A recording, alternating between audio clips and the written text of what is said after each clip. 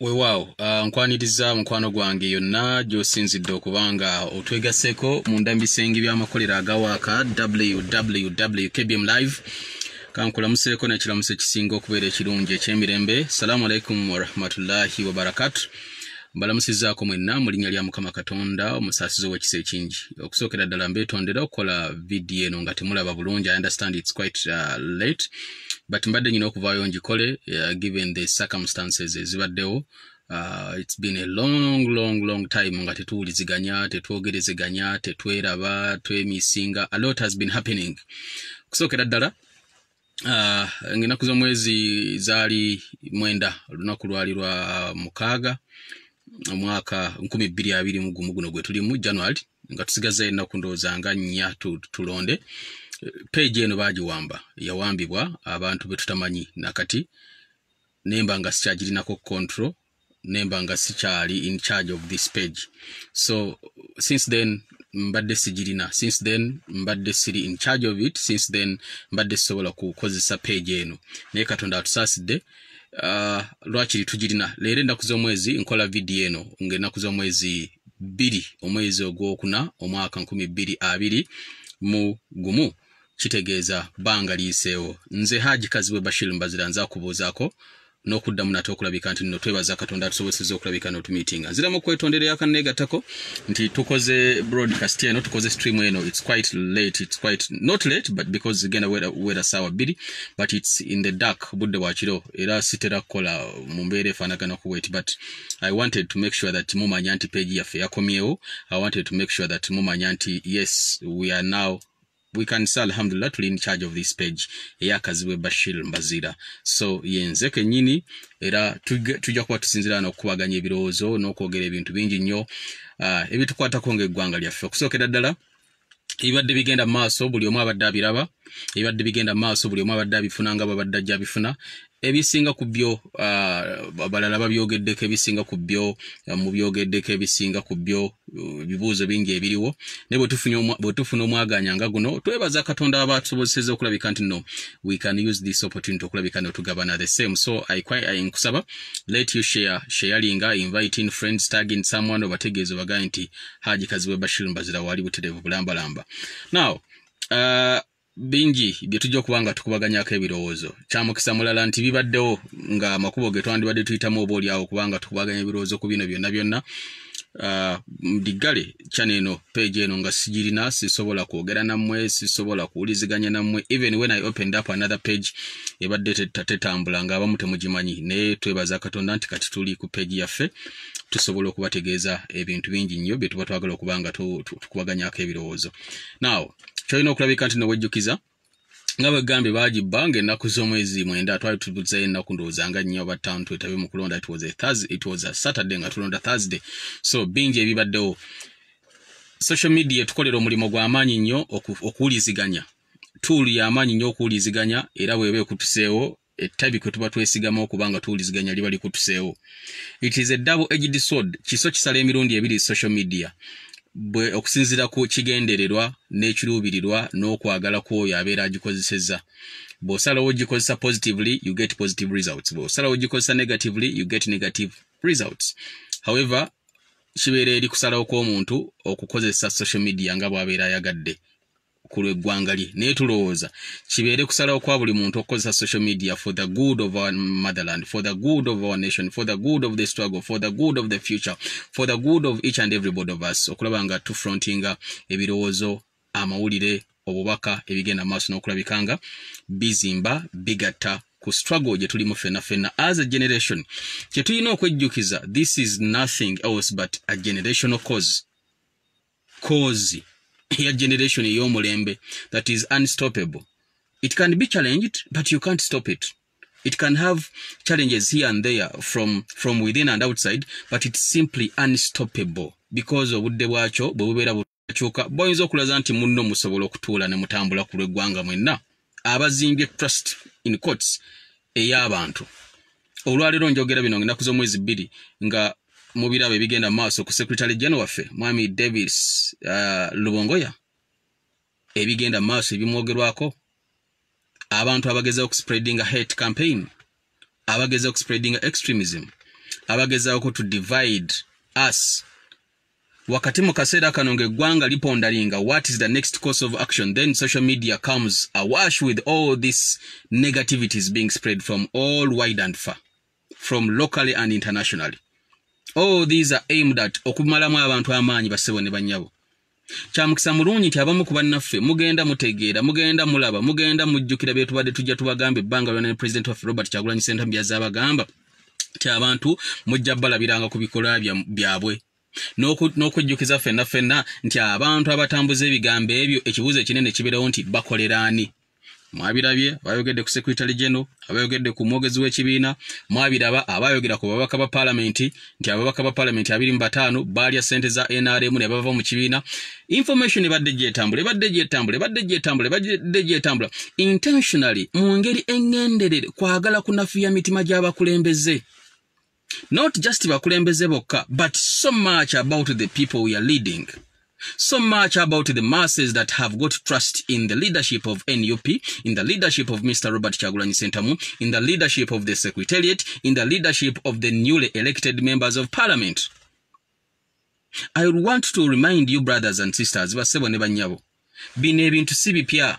Mu mirembe gyonna olutalo lwe tulina olunaku olwaleero lutalo lwa propaganda, lutalo lwa kusiga nsigo za bukyayi nga tulina okwebeereramu, tulina okutegeera ne twawula ekituufu ku kikyamu.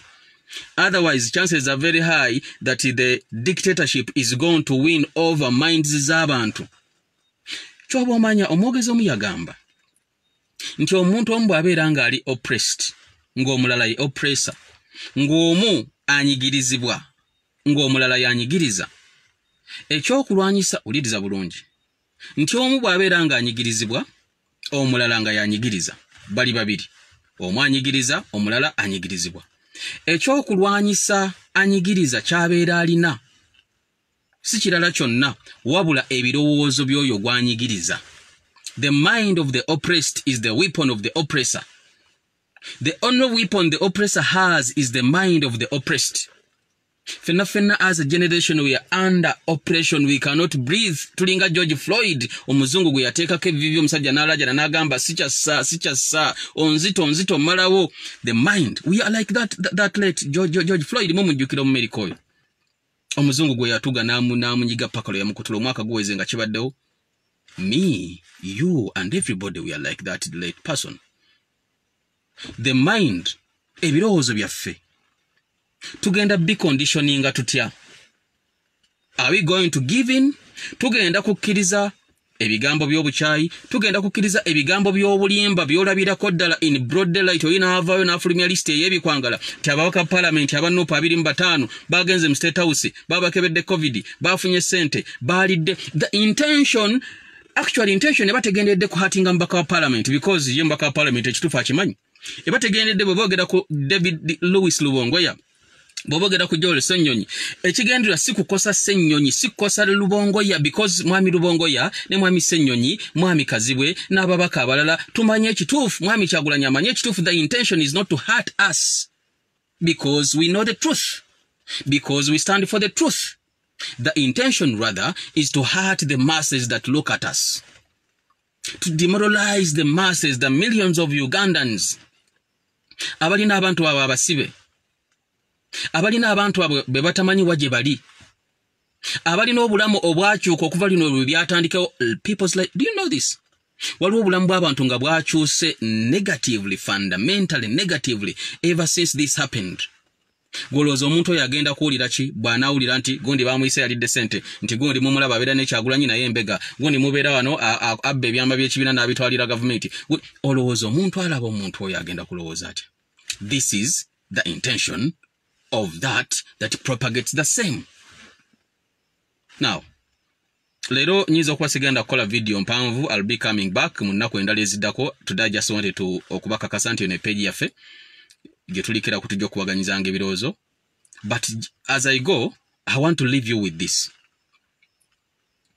Eno struggle gye tulimu nze naawe ne mwami Kyagulanyi atukulemberamu ne bakama baffe abakulembeze ba NUP executive board, ba mwami Lubongoya, ba mwami Ssenyonyi, ba Alex Waiswa Mufumbiro n'abantu abalala n'abalala be mumanyi n'abalala be mutamanyi.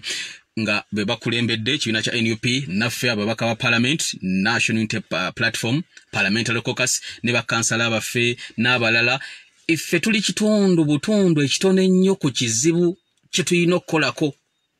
Tuli kitundu ekitone nnyo ku solutions z'ebizibu, ekitundu ekinene kye ky'Abannayuganda be tukulembera. Olunaku lumu ne lukeera ffenna nga bw'otuwulira ffenna nga bw'otumanya okuva ku mukama waffe Kyagulanyi ne tukola ekyawukana ku Bannayuganda kye batusuubiramu. The problems of Ugandans are not going to end. They are not starting to end with us failing to do what we are supposed to do, and we are not about to fail to do what we are supposed to do. Even when they talk what, even when they say what, we know the truth. The public, we are trying to sensitize us. Tuddamu okwejjukiza ffenna ku kusoomozebwa ku kizibu ekinene ekitwolekedde nga generation. Teri abuusabuusa nti twawangula akalulu. Nobody. I want you to bring that person and ensonga lwaki aloze tetwawangula akalulu. Teri abuusabuusa mu Uganda n'emitala y'amanja nawa ti Mwami Robert Kyagulanyi Ssentamu yawangula akalulu akakubanga ennaku z'omwezi 14. Nobody doubts that. Even the devil knows this. Now, ekibanga kiri bwe kityo ng'ensi yonna ekimanyi twawangula akalulu. Ekiba kisigadde mu mikono gy'oyo anyigiriza kukola ki kuyingira mu mindset yaffe. Kutandika kutwawulayawulamu mu mawanga, Kazibwe Omunyankole atandika okutunuulira Ssennyonyi Omuganda nga atandika omwekengera. Lubongoya Omusoga atandika okutunuulira Kyagulanyi Omukyoli. Kazibwe Omusiraamu atandika okutunuulira Kyagulanyi Omukatuliki. Divide and rule to okututemaatema along these lines ze twasalawo ne tugamba ekizibu kyaffe si kya ggwanga. Why would you find Omunyankole n'oga Omunyankole mubi? Ng'oli Muganda naye banatandika okwogera are you going to find space? Why would you find Omukatuliki n'oga Omukatuliki yatuleetedde obuzibu? Nti Abanyankole be batuleetedde obuzibu. We know abantu abatunyigiriza bwe baakuba America. Al-Qaeda network mu 2001 Osama bin Laden bebabanga ddala be baakuba America. If you are to take that narrative bebabanga be baagikuba. Obeera nnomo okusanga Omusiraamu Kazibwe n'oga Kazibwe gwe watega bomu mu America kubanga Kazibwe Musiraamu obeera ebintu bira bulungi. Tomanyi be bagamba abasubira abatebeeza okuba nti baakola ekyo. Olowooza ogenda kuba olowoozezza bulungi bw'osanga Omunyankole buli Munyankole gw'osanga n'ogamba Abanyankole mutubbye nnyo tomanyi babbye eggwanga lino. Olowooza onooba olabye bulungi bw'onaasanga Omusiraamu n'osanga Omulokole n'osanga Omuki. Guys, as we are looking at a generation etugasse ffenna okuva mu background zaffe ez'enjawulo. Egasse omuyimbi Kyagulanyi Ssentamu n'emusisinkanya munnamawulire Kazibwe Bashir. Egasse munnamateeka David Louis Lubongoya n'emugatta ne munnamateeka ne munnamateeka Alex Waiso Mufumbiro okuva e Busoga. We are looking at a generation egasse omusomesa Joseph Sewungu n'emugatta ne munnamawulire Ssennyonyi. This is the generation we are looking at. Ours is beyond bino ebintu ebitonotono ebinafunafu bye mulaba. If we are going to call nemutandika ne muliisa abantu bonna nemugane President wa Robert Kyagulanyi Ssentamu nti Kyagulanyi bamuwadde emmotoka, Museveni yamuwadde emmotoka etayitamu masasi ajjeyo omusango. Bannange musinza Katonda kibantu mmwe. Dio. So Ugandans, let us wake up. Oh, anyway, all this is done to divert people. You remember very well. President we yabeera accountable enough n'atulaga emmotoka ne bagandooza mulaba aleese emmotoka era Museveni yamuwadde emmotoka teyitamu masasi omusango agugjeeyo. Kiki kye mutaalaba ku musango n'engeri kooti gye yeeyanikamu emisana tukuba na Uganda mulyoke mwogerere President waffe nti yafuna emmotoka n'ajjayo omusango. Kiki kye mutaalaba n'omulamuzi kye yakola ku ssaawa eyali esembayo omulamuzi omukyala ne Owinyi Dollo bye yamukola n'amubbako fayiro era Kyagulanyi yamutuma. Ne mutandika okwogera babaka ba parliament abanupu Kazibwe yakulembedde ababaka 25 yabatutte mu State House nga n'abamu ku babaka bemwogerako nange munnange mbasanga busanzi ku kitebe. I even don't have those contacts. Nabo tebalina contact yange. Tweraba bwerabe nga ba colleagues ba comrades. Ekyo bwe kyagaana, you see what they are doing. Batuta ababaka mu parliament, batuta ababaka mu court. ono teyasoma ono yabba akalulu Ssenyonyi yabba akalulu nga n'omuntu amututte mu kooti mwami Ssenyonyi musajja we yali wa mukaaga omusajja bamuyita simanya Mukeshi Shukura yali wa mukaaga. Let us wake up because all these are failing.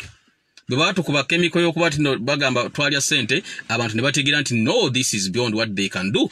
Tewali muweche President Kyagulanyi n'avaayo nannyonnyola eggwanga n'ababulira nti bannange baagala kutujja ku mulamwa. Bwe kyagaana kati wawulidde emisango giringa misango batutte mu kooti ono bamwabidde ono yabba akalulu ate ono n'abakoba n'awaabira Joyce baagala yeekubana ne poliisi.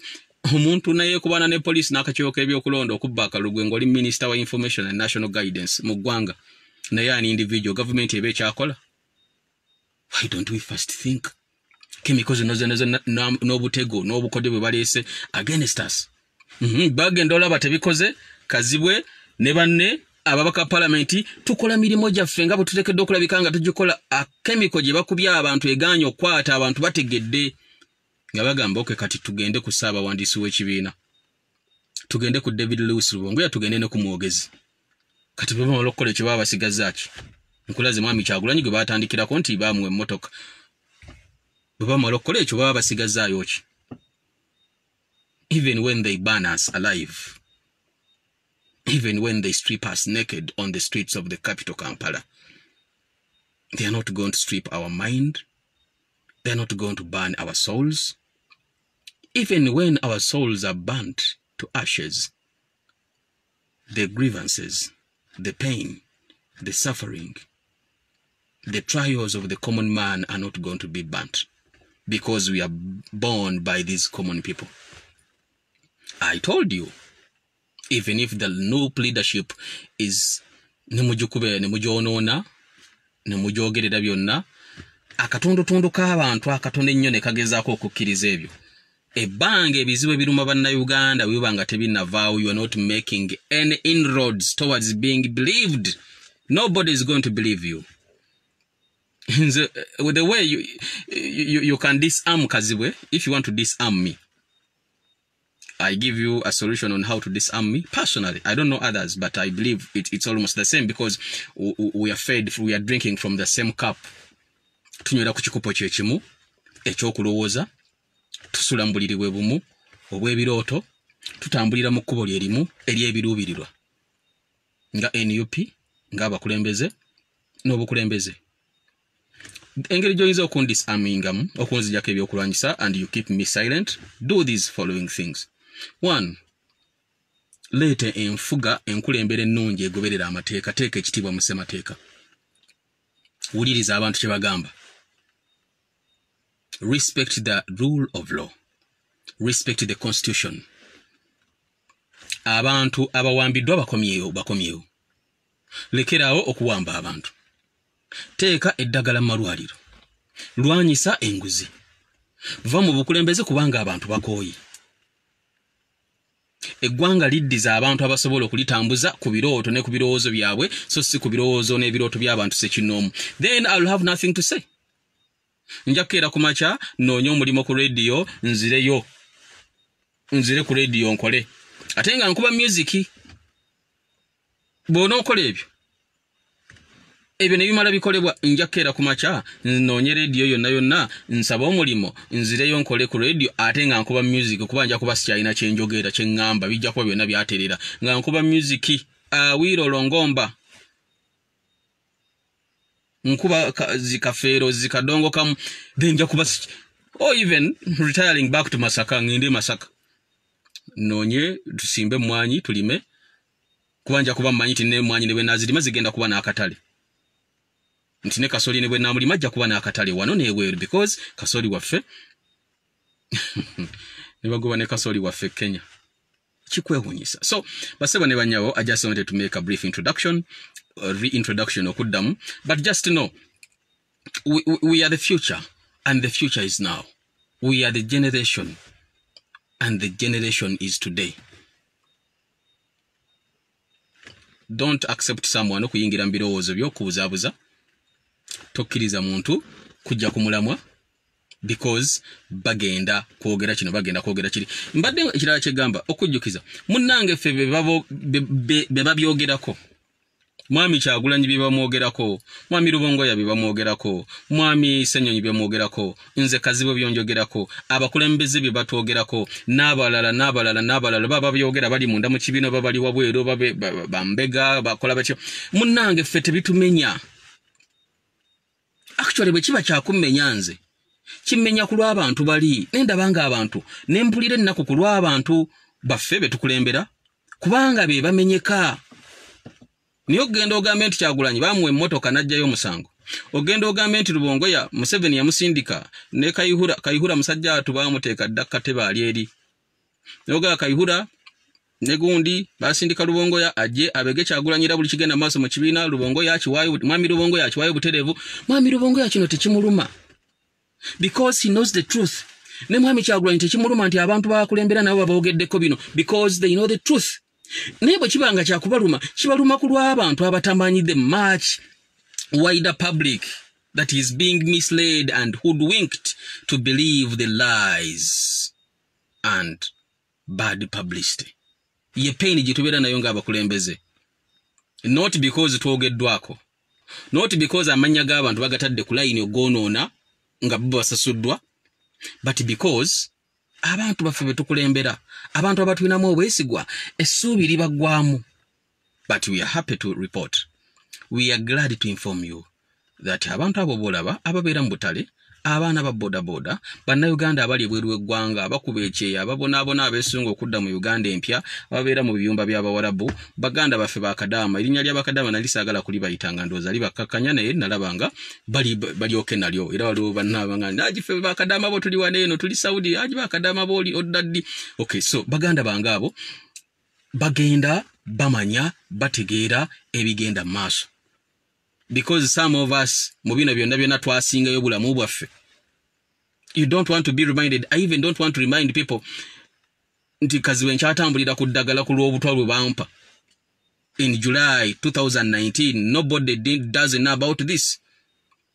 Bampa obutwa kubanga nebaka ku mukomokazi, bampa obutwa kubanga nabba ssente, bampa obutwa kubanga nakayanira ettaka, bampa obutwa kubanga nyina enkayana n'omuntu. Everybody knows why this happened to me. Because I stood for the truth. Kati ne bwe mwogera ebyo abantu bakyalina enkovu zaabwe. Ogambe mwami Kyagulanyi tebamuwadde emmotoka nga abantu be baganda be omusaayi gwe banubiyaniri bali kitalya. Ogambe mwami Rubongoya nti yajja kubega mwami Museveni ng'omusajja asuula awandiika bitabo ebitabo okuteekerateekera ekibiina abula kutambula na bbaafu mu office ateekemu ebigere mu mazzi aleme kwebaka for the struggle. So munnange people bayina bye bayitamu bingi batasobola babuulira naye like I said tetubeera heartbroken because of what is said and thrown at and against us. Tubeera concerned for the much bigger public. We are in this for life because there is nothing else to have. Nze Haji Kazibu Bashir Mbazira bagaliza kwa bulungi. Like I said, it was a brief one, but sometimes tugenda netwayamu netugenda mu maasawo netwogera bingimu olw'ensonga eziriwo.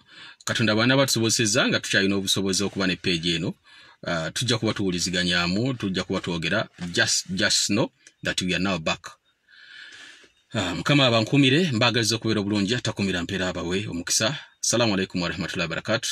Ekyo nno kitegeeza nti salaamu etegeeza nti okusaasira n'emirembe gya Katonda bibeere ku ggwe kuba tukyogera mu Luwarabu, but may the peace, blessings and protection of the Almighty be upon you. God bless you.